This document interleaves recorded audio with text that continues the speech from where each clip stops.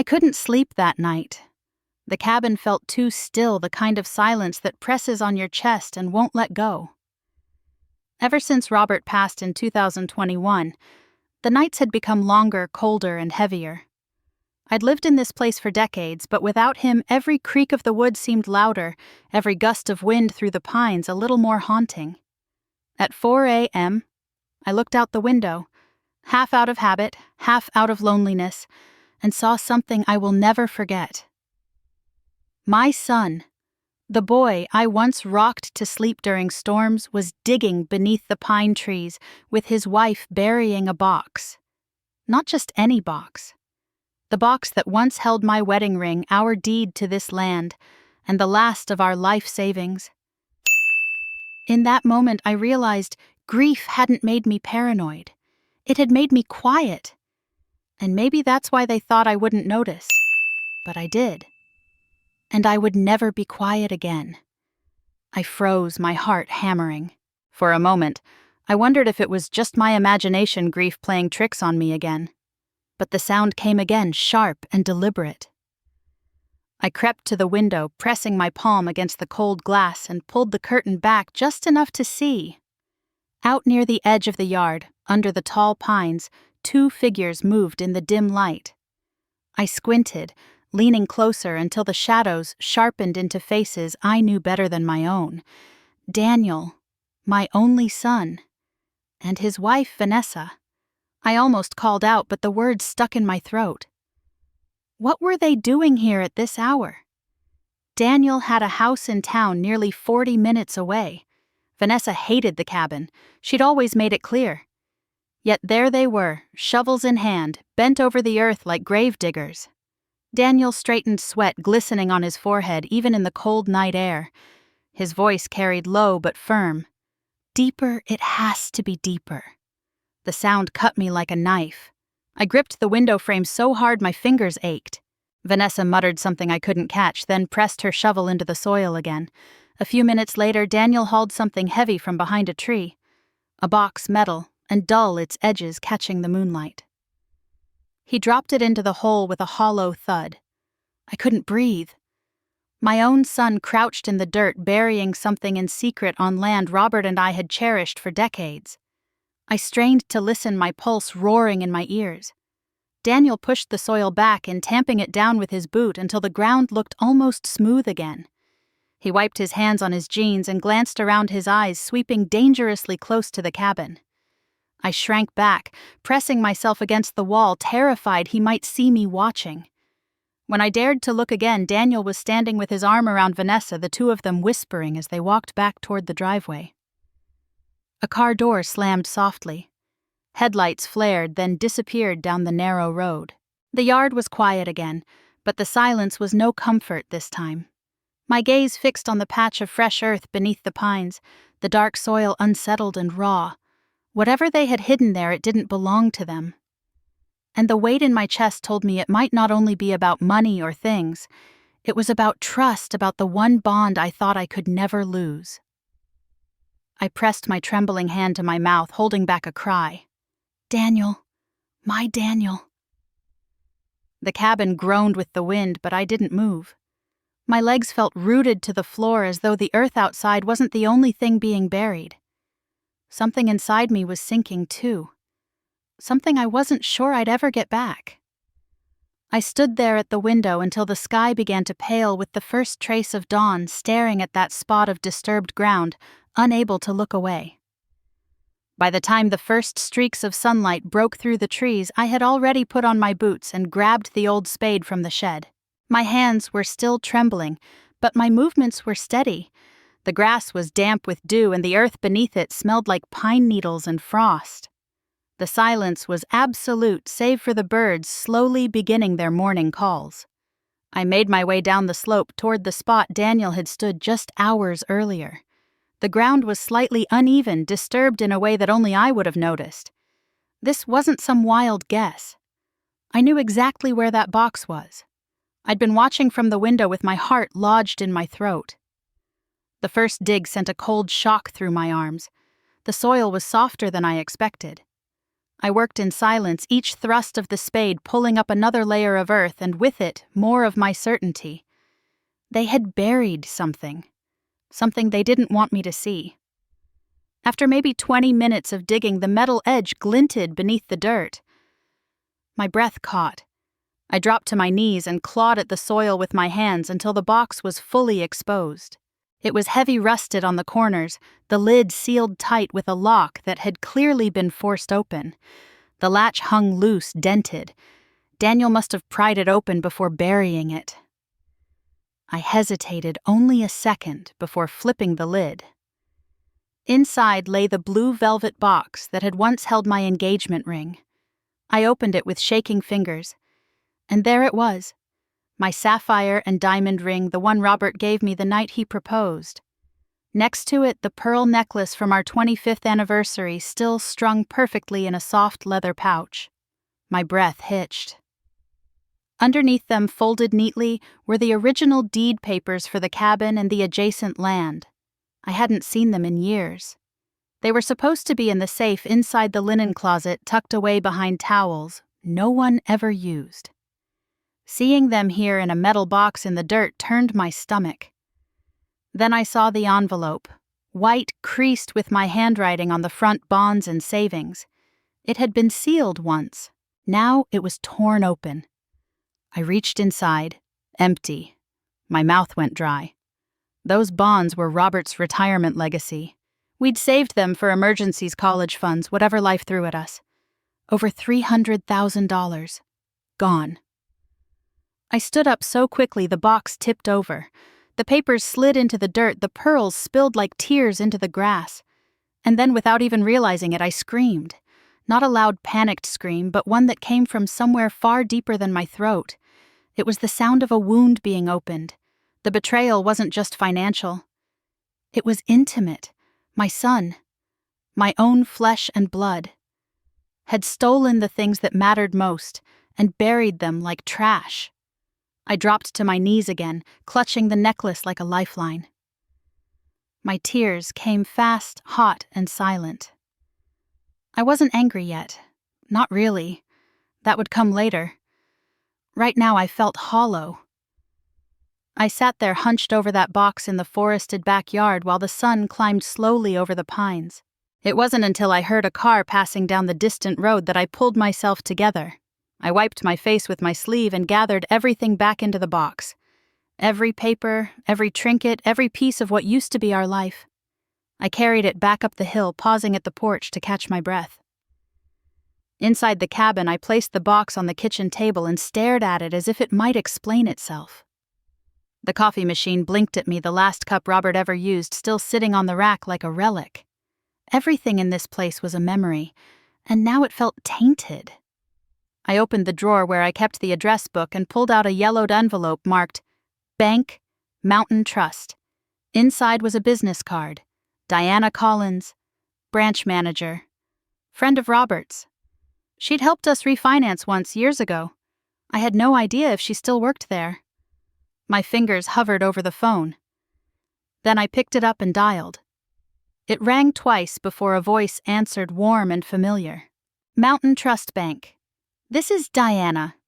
Diana, it's Margaret Hayes. A pause. Margaret.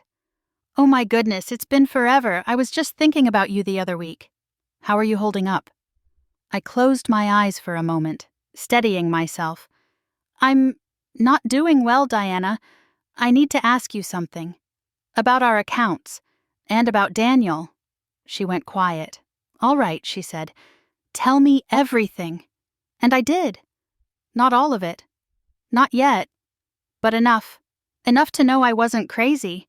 Enough to know this wasn't just a bad dream. I hung up a few minutes later, my hands still wrapped around the receiver, my breath coming slow and shallow. The cabin was still just as it had been the night before, but now something had shifted. This wasn't grief anymore. This was something else entirely. I sat at the kitchen table for a long time after hanging up the phone, the metal box still in front of me like a wound left open. My hands rested in my lap, but my mind drifted.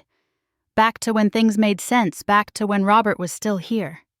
He'd built things his whole life. Started with nothing, just a beat-up truck, a toolbox, and a quiet way of getting things done. By the time he was 35, he had his own small construction company. Hayes and Sons. Sons. Contracting, even though we only had one son at the time. He always said it sounded more reliable with the and Sons. That was Robert. Steady, practical, always thinking 10 steps ahead. In 1992, he came home one evening with muddy boots, dropped a thick folder on the table, and said, "I bought us a cabin." I remember laughing, thinking he was joking. We lived in San Bernardino then, and things were tight. He smiled and said, "It's rough, needs love, but it's ours. Got it for $80,000, near the lake." We drove up that weekend to see it. Lake Arrowhead fog curling through the pines, the air sharper than in town. The cabin was small, crooked in places, with faded green shutters and a sagging porch. I hated it at first. But Robert saw something else. He walked the land with quiet pride, talking about where we'd plant lavender, where the grandkids would run barefoot. He said this'll be the place they come home to even after we're gone. And for a long time it was. We spent every holiday here. Daniel built his first treehouse in that sycamore out back. One Christmas, he fell off the roof trying to hang lights and broke his arm.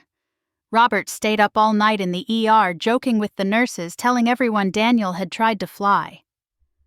I thought about those years now, like flipping through a photo album someone had left out in the rain. The images were still there, but everything felt water-stained and blurred. Robert passed away in early 2021. It was quiet in his sleep. One moment he was beside me, the next, just the echo of his breathing still caught in the room. After the funeral, Daniel pulled me aside. He hugged me tighter than he had in years and said, "I'll take care of you, Mom. Don't worry about anything. Just rest." At the time, I believed him. In the months that followed, he came around more, helped with paperwork, showed me how to access online accounts, said we should simplify things, maybe make the cabin a shared asset so everything's smoother later. Vanessa brought over dinners sometimes. Chicken pot pie, lasagna, wine I never asked for. It all felt too polished, too polite. And then the visits stopped. Calls took longer to get returned. The holidays passed with excuses. We're traveling. Work's insane. Emily has finals. But I'd see pictures of them in Tahoe or Scottsdale. Never here. Then, one afternoon, maybe 6 weeks after the funeral, I went looking for my anniversary necklace. The pearls. I kept them in a felt pouch inside the bedroom dresser, second drawer on the left. They weren't there. I tore through every drawer, every box, thinking I must have moved them during the chaos after Robert passed. The sapphire ring was gone too, the one from his proposal. I remembered placing it on the windowsill in the kitchen the morning after his service. I hadn't worn it since. It wasn't there anymore. I told myself I must have misplaced them, that grief was making me forgetful, but something in me knew better. I searched the entire cabin over the next few days, every drawer, every cabinet, even the garage. Nothing. I didn't confront Daniel. I couldn't. The thought was too horrible. I told myself maybe they were just somewhere I'd forgotten, that maybe Robert had taken them somewhere for safekeeping, and I'd missed it.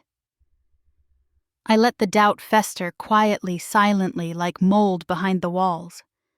Now sitting here with the box open in front of me, seeing those very pieces tucked away in the dirt, like contraband, the truth was unavoidable. He'd taken them. My son. He'd taken my husband's legacy, our memories, and hidden them underground like shame. My jaw clenched so hard it ached. I stood slowly and walked to the kitchen sink, letting cold water run over my hands. The trees outside swayed in the wind, their branches scratching softly against the window pane. Robert used to say they sounded like the forest whispering. I looked down at the ring in my palm.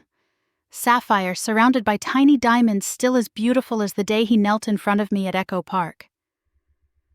I slipped it on my finger not to wear, but to remember. Daniel didn't know I'd found the box. He didn't know what I knew. Not yet. By late morning, I had calmed myself enough to move with purpose. I brewed a fresh pot of coffee, wiped down the table, and laid every item from the metal box out on the oak surface, neatly, deliberately, the pearl necklace coiled like a sleeping snake. The sapphire ring glinted under the overhead light. The deeds were flattened and weighted down at the corners with mugs. The empty envelope sat open like an accusation. I heard the crunch of gravel before I saw them. Daniel's silver SUV rolled up the driveway like it had every right to be there. I watched from the window as he stepped out, followed by Vanessa. She was dressed too sharply for a visit to the cabin. Black slacks, camel-colored coat hair pinned back like she was headed to court. They didn't knock. Daniel pushed the door open like he still lived there. "Morning, Mom," he said, his voice casual, practiced. I didn't answer. I stood by the sink watching them cross the threshold and freeze when their eyes fell on the table. Vanessa blinked. "What? Is all this?" Daniel's jaw tensed, but he recovered quickly. "Where did you get that?" I turned slowly. "From the backyard. 4 a.m. Want to guess what else I saw?" Silence? Vanessa shifted, setting the black folder in her arms down on the kitchen counter like she was dropping a burden. "We were going to talk to you about it, Margaret. You just what I said, stepping closer. You just accidentally buried my wedding ring under a tree." Daniel exhaled through his nose. Okay. Look, you're upset. But this," he gestured toward the table, "this is why we had to take action. You haven't been thinking clearly. Ever since Dad passed, you've been isolated, emotional." I raised my voice for the first time. "Don't you dare bring your father into this." His expression hardened. "Mom, you've never been good with finances. You've always left it to Dad. I had to make a call. I did what was best for the family." I stared at him, stunned. "For the family," I said slowly. "Daniel, you forged my name. You stole from me." "I was trying to protect you," he snapped. "You live alone in an aging property with assets scattered everywhere. Someone had to consolidate, to plan. You buried our life savings," I said, pointing to the table. "You dug a hole in the earth and hid everything we built." Vanessa stepped in, her tone, cool, rehearsed. "We were advised that the best way to secure physical valuables was to move them off-site until we had control of the legal logistics. Advised by who, I demanded. Who told you to rob your own mother?" She glanced at Daniel, then away. Daniel stepped forward. "We had a financial advisor review the estate. He said the cabin was too much for you to manage, that it would be smarter, safer, for us to take over the paperwork and simplify the asset distribution." I folded my arms. "So you could sell it?" Daniel didn't answer. I looked at Vanessa. "Did you know how much the land is worth, the mineral rights, the long-term tax value, or did you only see the dollar signs in the jewelry box?" She said nothing. I walked to the table, picked up the sapphire ring, and held it up. "Your father gave this to me before he had a dollar to his name," I said. "He promised me security, safety. And now his son treats that promise like leverage." Daniel's voice lowered almost a growl. "You're blowing this out of proportion." I laughed, sharp, bitter. "No, you stole from me, Daniel. You lied. You snuck around like a criminal in the middle of the night, and now you stand here calling it proportion." He leaned forward, his face dark. "You want to fight me on this, fine. But you'll regret it. Don't make this harder than it needs to be." For a long moment, no one moved. The air in the kitchen felt tight, almost electric. Then I met his eyes steady. "You're calling theft a responsibility," I said, my voice calm. "No, Daniel. That's not what responsibility looks like. That's what betrayal looks like." Vanessa's face paled slightly. Daniel opened his mouth, but nothing came out. I turned away from them, picked up the documents from the table, and began stacking them with care. Behind me, no one spoke. The only sound was the faint hum of the refrigerator, the ticking of the wall clock. And for the first time in a long while, I felt something settle inside me. Not peace exactly, but a kind of cold, clear knowing. A line had been crossed, and I wasn't going to let them step over it again. The phone rang just after noon. I almost didn't answer. I was still shaking from the confrontation, my nerves rattled like loose glass. But something in my gut told me to pick up. Margaret came the voice on the other end, warm, steady. "It's Diana Collins." I gripped the receiver tighter. "Diana, thank you for calling me back." "Of course," she said, her voice softening. "I spoke to the branch supervisor this morning and pulled the activity reports from your accounts. I wanted to walk you through what I found, but... Margaret, are you sitting down?" I sat at the edge of the couch, feet flat on the floor. "Go ahead," I said, my voice barely audible. "Okay," she began, careful, measured. "The joint savings account that you and Robert opened back in 1996, it currently has a balance of $413. I blinked, my hand going cold against the plastic of the phone. That can't be right. There was over $300,000 in that account. "I know," she said gently. "The withdrawals started about 9 months ago. Small at first, 5,000 here, 10,000 there. Then came 2 large transfers, both over 75,000, followed by a final one for 82. I shut my eyes, gripping the armrest, and all of them," she continued, "were signed by Daniel. Electronically, under power of attorney." "I never gave him power of attorney," I whispered. There was a pause. "That's where things get more complicated," she said. He submitted a scanned copy of a notarized document dated February 2021, a month before Robert passed. "It designates him as having full financial authority on your behalf." "That's not possible," I said. "Robert was already in hospice then. We never signed anything that month, and I certainly didn't have it notarized. I didn't think so either." Diana said, "That's why I flagged it. I've known your signature for years, Margaret. And this one, it didn't feel right. I had our internal legal team take a quick look. The notary's seal is from a service in Riverside, but the stamp number doesn't match their registry." My throat dried out. "You're telling me it's fake?" She didn't say yes. She didn't need to. "Diana," I said, "has anything else happened? Anything I haven't seen?" She sighed. "There's more. 2 months ago, a second mortgage was taken out on the cabin. 50,000 pulled as a line of credit under your name. The collateral is the property itself." I couldn't speak. I stared at the fireplace, at Robert's old boots still tucked by the hearth, and felt the floor shift under me. That mortgage was processed using the same power of attorney Diana added. "Margaret, this isn't just mishandling money, it's fraud, and potentially elder financial abuse under California law." I felt heat rush to my face. Shame, fury, disbelief. How could he do this to me? To his father, Diana didn't answer right away. Sometimes people convince themselves they're doing the right thing, that they're owed something. But this isn't a misunderstanding. I stood up, the phone still pressed to my ear. "I want to freeze everything, every account, every access point he has." "I can initiate that today," she said. "You'll need to come in and sign a few forms. We'll also issue a temporary fraud alert on your credit. I'll walk you through it." "Thank you," I said, though my voice cracked. "Thank you, Diana." Well, she paused. "Margaret, do you have a lawyer?" "Not yet," I said, "but I think it's time." After we hung up, I stood in the center of the living room, heart pounding so hard I could hear it in my ears. I walked slowly to the cabinet where Robert kept his files.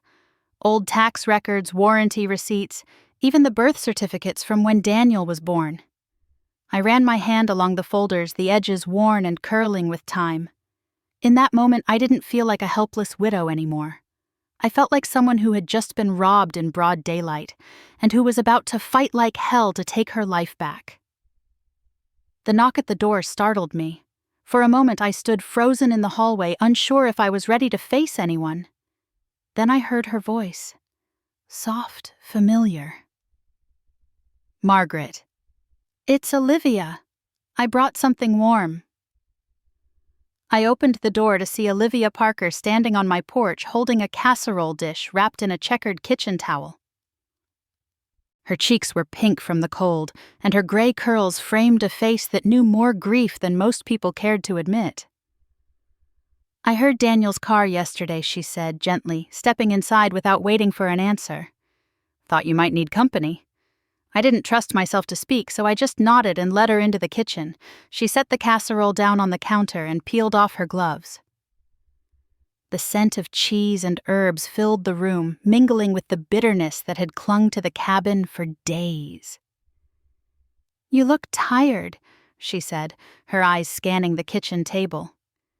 The documents were still there, though I'd covered the jewelry with a dish towel. "I am," I replied quietly.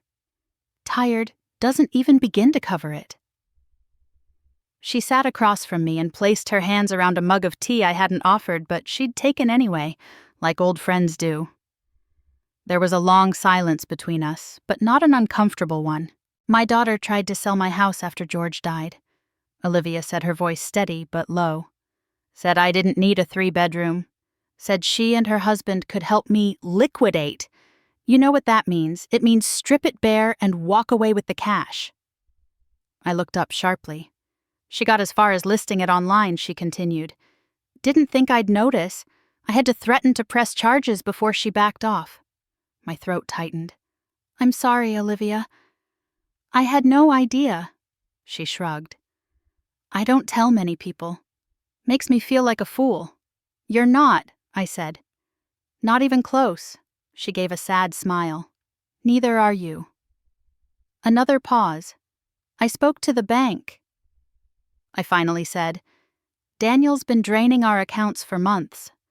And he took out a second mortgage on the cabin using forged documents." Olivia winced. Bastard! I almost laughed at the sharpness of it. "He says it's for my own good, that I can't manage the property on my own." "Typical," she muttered. "They dress it up like concern, but it's just control." I nodded. "He thinks I'm too fragile to handle what's mine." Olivia leaned in. "Then don't let him. Margaret, you need a lawyer, and not some junior fresh out of law school. I know someone, Mary Whitman. She's 55, sharp as a tack, and meaner than a snake when it comes to elder fraud cases. She handled mine when Rachel pulled her stunt." I took a deep breath. "I don't know where to start. Mary will tell you," Olivia said. "And she doesn't take crap from anyone." "I'll call her if you want." I nodded slowly. "Yes, please." Olivia relaxed a little, like she'd been holding her breath, too.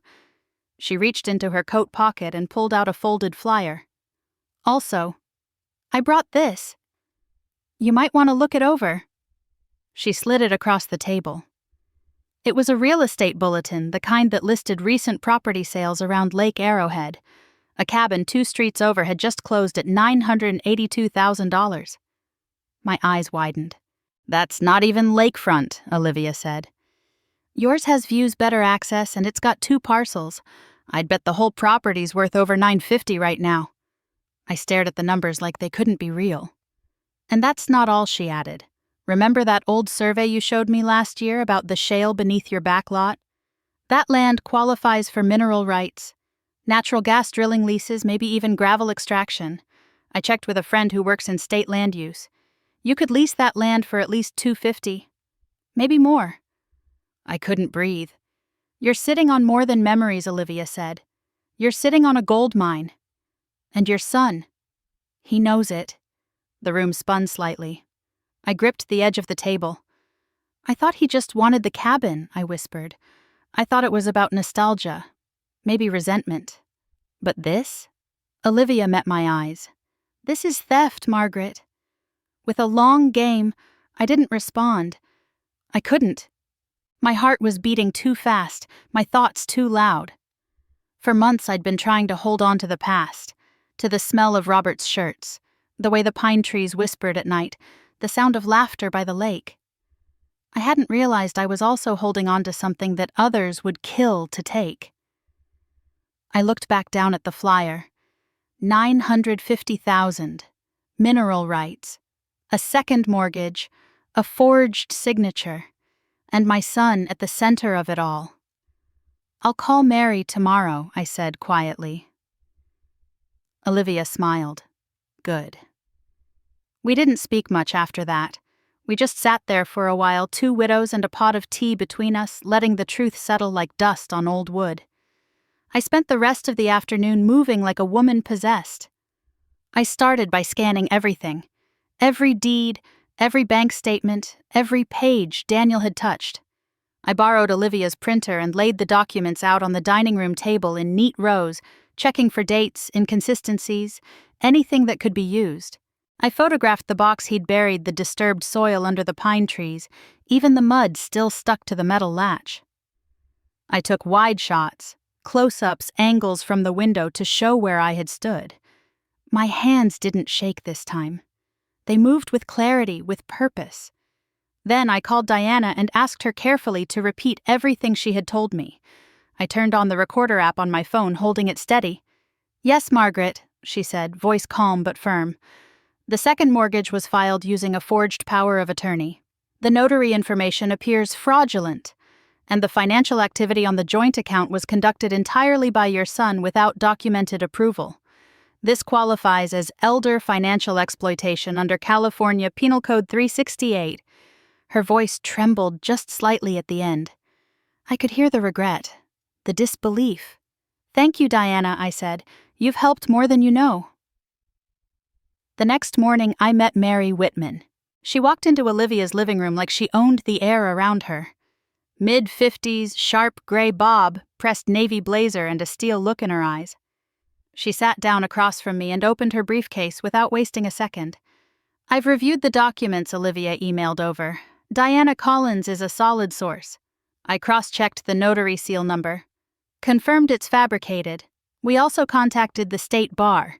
Your son's law license is active, which makes this even more serious." I blinked. "Wait, you're saying—" "Yes," Mary said. "Because Daniel is a licensed attorney, forging a power of attorney document with a fake notary seal isn't just fraud. It's a criminal offense with aggravating factors. If the DA picks this up, he could be disbarred. And if we prove financial abuse, you could pursue both civil and criminal charges?" I sat back stunned. Mary continued. "I've handled 6 elder abuse cases in this county in the past 3 years. Yours has more documentation than all of them combined. The photos, the banking trail, the notary discrepancy. It's all here." "But he's my son," I whispered. Mary softened slightly. "I know, but he also committed a felony. More than one, actually. If you were a stranger, we'd already have filed. The question is whether you're ready." I didn't answer immediately. I looked out the window at the lake, still in silver beneath the pale morning light. For a moment, I saw Robert's silhouette, just like the hundreds of mornings we'd watched the water together, steaming mugs in hand, his arm brushing mine. He had protected this place with everything he had. He never missed a tax payment, never took out loans. Every board in this cabin had passed through his hands. And now Daniel wanted to strip it down, sell it off like firewood. I turned back to Mary.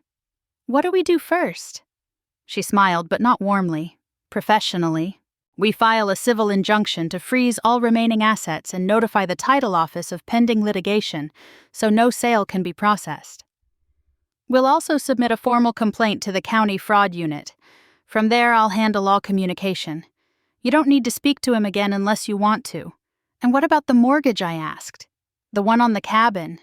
"We'll contest it," she said. "The lien was obtained under false pretenses.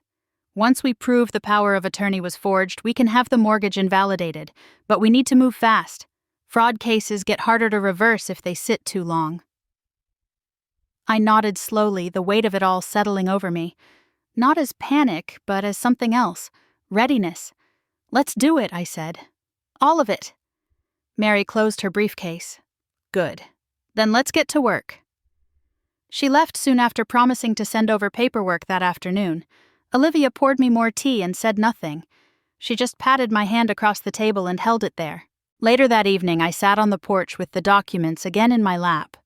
The air was cool, the scent of pine clinging to the wind.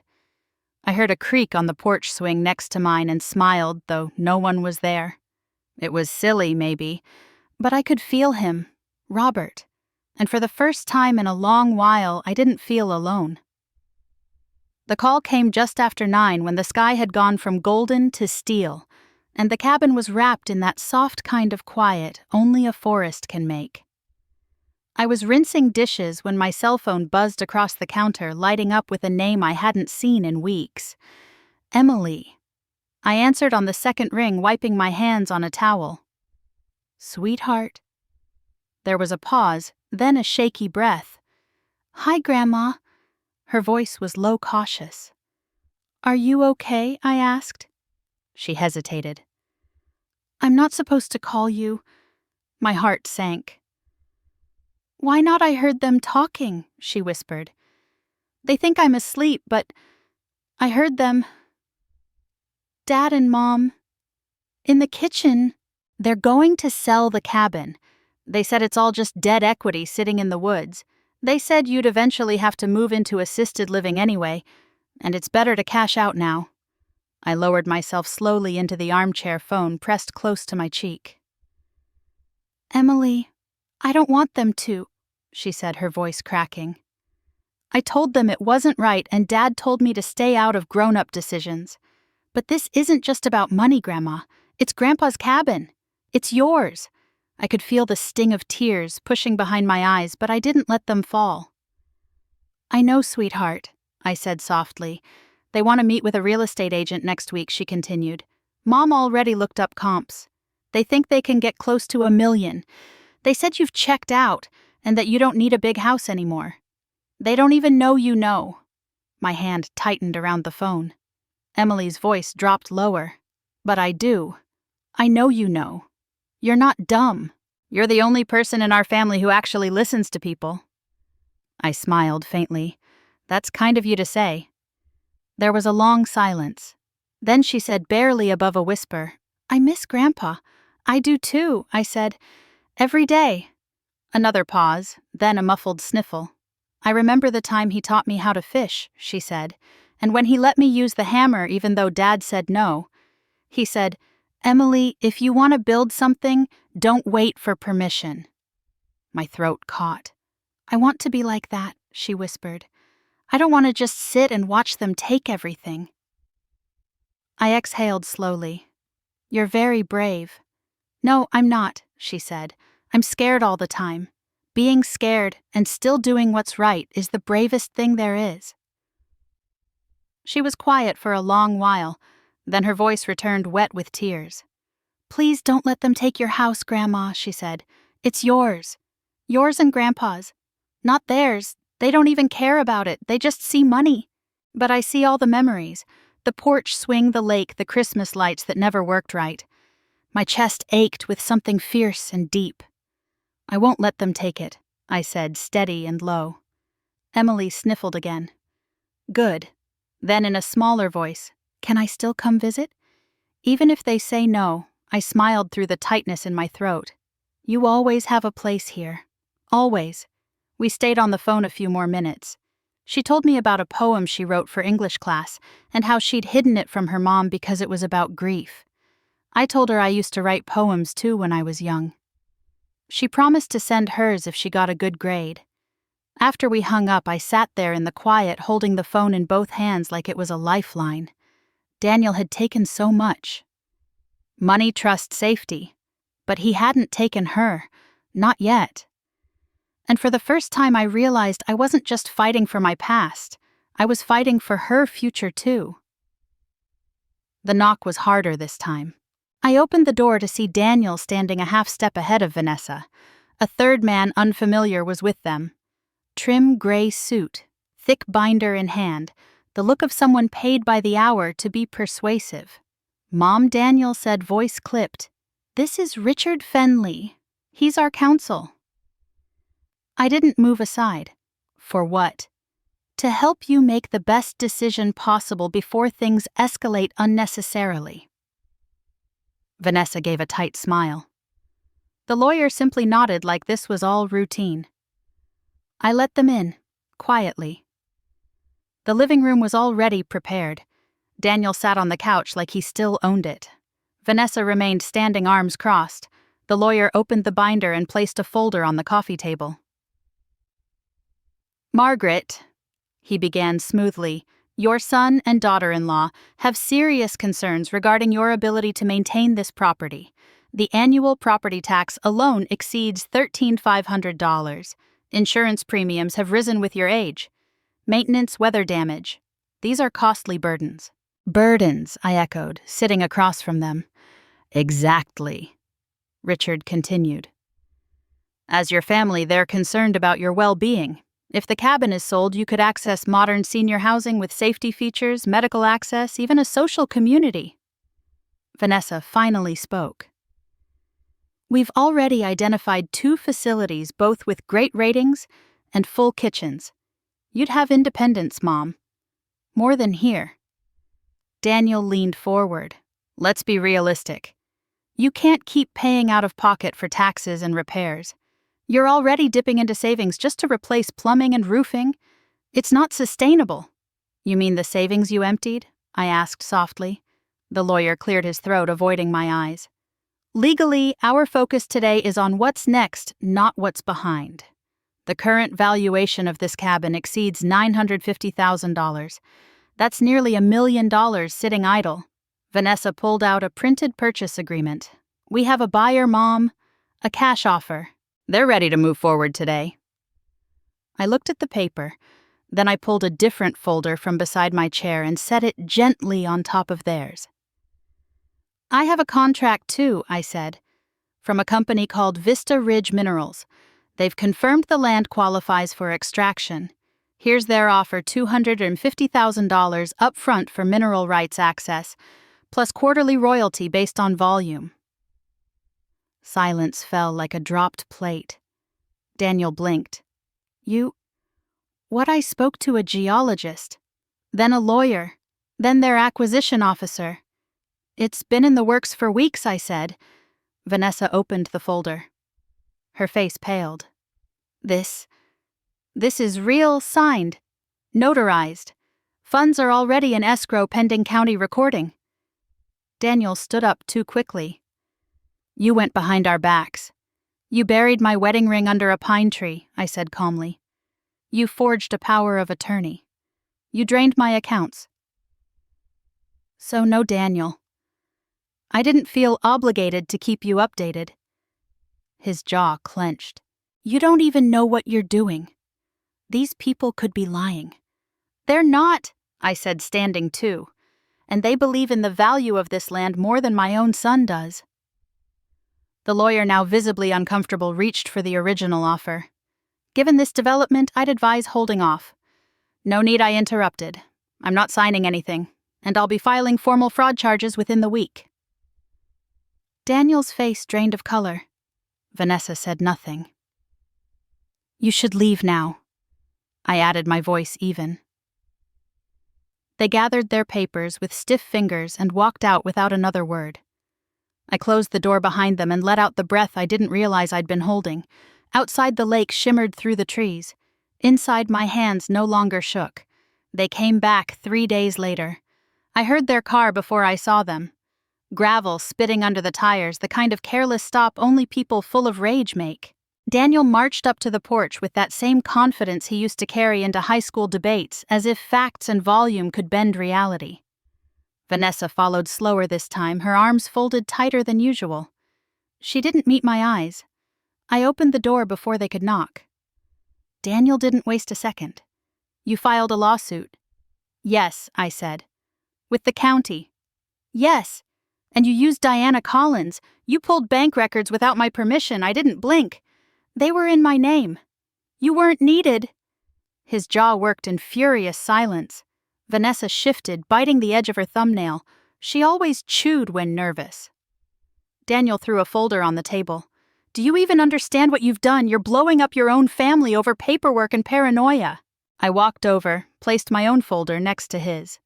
Copies of the notarized power of attorney, the mortgage application, and a detailed breakdown from Mary Whitman outlining fraud statutes and elder financial abuse law in the state of California. "I didn't blow up this family, Daniel. You did that the moment you buried a box behind my cabin."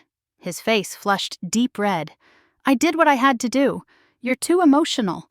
You make decisions based on grief and nostalgia. This place is a liability." "No," I said calmly. "This place is a legacy. And you tried to steal it." Vanessa finally spoke. "We just wanted to help." I turned to her. "You were complicit. You watched him drain every cent. You knew about the second mortgage." Vanessa's voice cracked. "We thought you wouldn't even notice." "And that makes it better?" I asked. There was silence. I straightened my shoulders and looked them both in the eye. "I've filed the complaint. With evidence from the bank, the title company, and the notary board. You forged legal documents. You used them to siphon over $300,000 and leverage this property as collateral. You committed a felony." Daniel stepped forward. "You're destroying your son." I didn't move. "No, you did that yourself." He laughed bitterly. "You think any of this is going to stick? You think they'll come after me just because some old woman got her feelings hurt? I walked to the door and opened it wide. You buried more than documents, Daniel. You buried trust. You buried your father's name. You buried your own decency. But I will not let you bury me." For a long moment, he didn't move. Then Vanessa tugged at his sleeve. "We should go," she whispered. He turned to me, face tight, voice low and full of venom. "You'll regret this." "No," I said. "You will." They walked out. Daniel slammed the door behind him so hard a picture frame tilted on the wall. I left it crooked. The silence returned like an old friend, heavy but honest.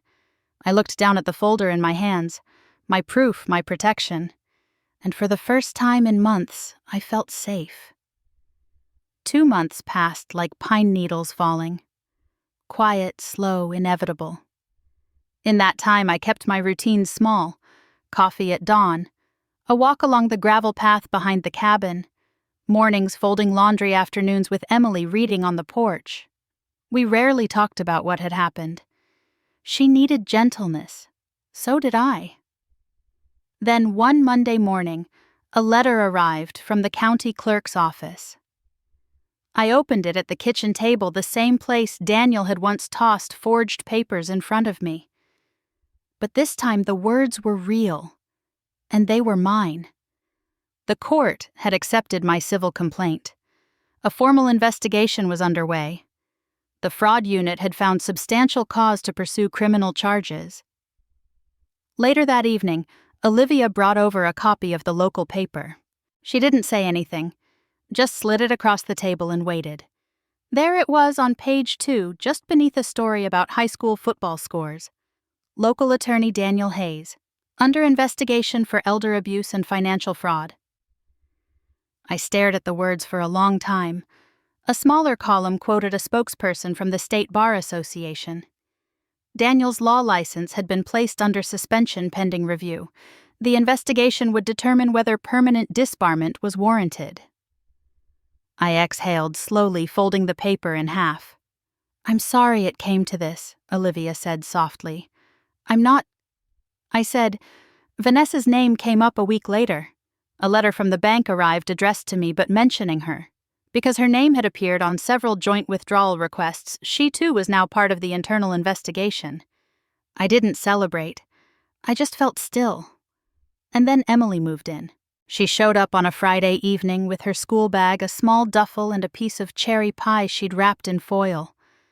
Her voice shook when she told me she couldn't take the silence at home anymore.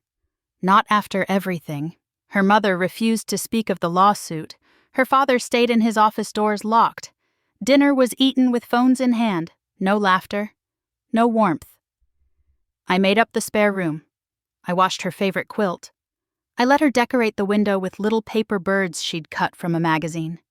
And every morning she left for school on the 7:10 bus, her backpack over one shoulder, and a slice of toast in hand. It was peaceful. One evening, we sat out on the porch, wrapped in the same blanket, her head leaning on my shoulder. The sun was setting, and the lake reflected its gold. "Do you think it'll all be okay?" she asked. I didn't answer right away. "I think we're already okay." She nodded. We sat in silence until the mailbox flag caught my eye. Red, lifted. I walked down the path and pulled out the only envelope inside. A cream-colored letter, thick paper, expensive ink. No return address, just my name written in a hand I didn't recognize. Inside, a formal offer of settlement. Daniel's attorney proposed to avoid further legal proceedings in exchange for a full release of claims. A one-time payment of $60,000. No admission of guilt. Confidentiality agreement attached. I stared at the signature line, folded the letter in half, walked back to the fire pit behind the cabin, and without a word fed it to the flames. Emily watched me from the porch, wide-eyed. "I don't want his money," I said. She smiled. And we both watched the paper curl to ash. 6 weeks later, the letter came. It was handwritten, the envelope creased at the edges, the return address stamped from the county detention center. No fancy stationery this time. No legal disclaimers or typed signatures. Just his name in the corner. Daniel Hayes. I stood in the doorway of the cabin with the envelope in my hands for a long while before opening it. The handwriting was familiar, though messier than I remembered. Daniel's tone was softer, his sentences slow and winding like a man trying to find his footing after slipping in the dark. He apologized. For the deception, for the money, for the betrayal. He said he didn't know how to stop once the lies started. That he felt pressure to provide, to succeed, to control. That it all spun so fast he lost sight of what mattered. He said he missed Dad. He said he missed me. I read it once all the way through. Then I folded it gently and placed it in the back drawer of my nightstand. I didn't tear it up. I didn't write back. I just let it rest where it belonged. Somewhere quiet, somewhere out of sight. The days were warmer now. Spring had crept in, slowly spreading soft green over the hills around Lake Arrowhead. The lake glimmered again like it used to when Robert and I would sip coffee in silence. That morning, I stood at the edge of the dock, the wood cool beneath my feet, and let the breeze press against my skin. The air smelled like pine and new beginnings. Inside, I could hear Olivia humming while she chopped vegetables. Emily was setting the table for 3, her voice floating through the screen door, cheerful and unguarded. The clatter of dishes, the bubbling of something on the stove. It all sounded like home again. Not the same home, but a real one. No more whispering arguments in the kitchen. No more buried boxes or fake signatures. Just the simple, steady rhythm of healing. Emily had blossomed in these few weeks. She smiled more, talked more, painted a picture of the lake and pinned it above her bed. Olivia brought casseroles and stubborn wisdom. And I, for the first time in years, felt no rush to fix or plan or chase anything. I simply let the day happen. Later, I sat on the porch swing, the same one Robert had installed in 1996, after claiming he could do it better than any store-bought nonsense. The chains still creaked just slightly like they remembered our conversations. I thought about legacy, not just the cabin, not just the savings, but the kind you leave in people. I had nearly lost everything because I trusted the wrong version of my son. And maybe one day he'd find his way back to the man he was supposed to be. But that journey wasn't mine to guide anymore. Mine was here with Emily and Olivia, and the weight of betrayal finally lifted. A bluebird landed on the railing near me. I watched it tilt its head feathers, catching sunlight, then flutter off toward the trees. Some wounds don't disappear. But they fade and they soften, and in the space they leave behind, new things can grow. Some apologies come too late, but justice never does. I got my home back. I got my name back. I got my peace back. And if stories like this matter to you, stories about betrayal, about quiet revenge, about finding strength when the world counts you out, then stay a while. Subscribe to the channel and join us for more stories that speak to the heart, because you're not alone. And sometimes just knowing that is enough.